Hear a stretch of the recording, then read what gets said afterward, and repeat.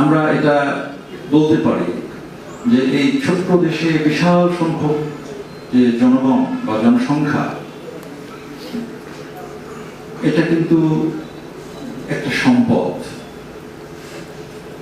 কিছু কিছু বিভ্রান্ত লোক আমাদের ব্যাপক জনসংখ্যাকে নেতিবাচকভাবে উপস্থাপন করে, কিন্তু আমাদের ছোট ভূখণ্ডে এই ব্যাপক সংখ্যক জনসংখ্যা, এটা কিন্তু আমাদের এই দেশের জন্য একটা আশীর্বাদ। এটি একটি বড় অ্যাসেট, আমাদের দেশের জন্য একটি বড় রিসোর্স। কিন্তু যে কোনো রিসোর্সকে কিন্তু যদি আমরা ব্যবহার করতে চাই, তাহলে সেগুলোকে একটু প্রসেসিং করে নিতে হয়। যেমন কোথাও যদি সোনার খনি থাকে, তার খনিটা, ওই সোনা কিন্তু খনির ভিতরে গিয়ে একটু কেটে বা কোপ দিয়ে নিয়ে এসে কিন্তু আসতো আপনার সামনে দোকানে, যেভাবে আমরা পাই বিস্কিটের মতো যে সেই আকারে। ওভাবে কি সোনাটাকে খনিতে পাওয়া যায়? ওভাবে পাওয়া যায় না।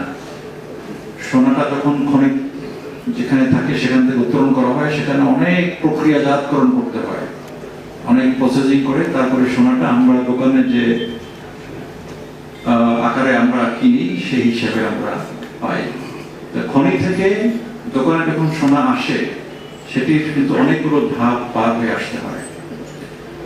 আমাদের দেশেও একটা অমূল্য খনি আমরা পেয়েছি, সেটি হলো বিপুল সংখ্যক জনসংখ্যা।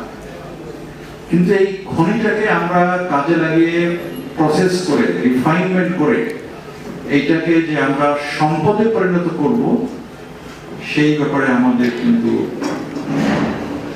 ঘাটতি রয়েছে।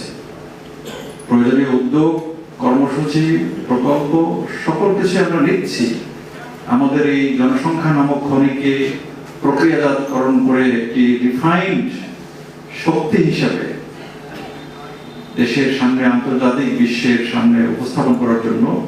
কিন্তু আমরা সেই রিফাইনমেন্ট প্রসেসে আমরা খুব স্রোত হয়ে গেছি। আমরা সেখানে এই প্রক্রিয়াজাতকরণ কার্যক্রমগুলো আমরা ত্বরান্বিত করতে পারিনি।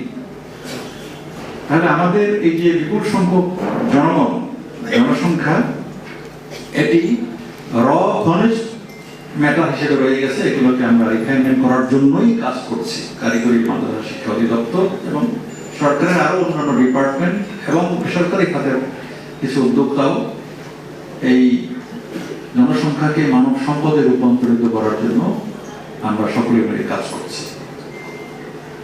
সম্মানিত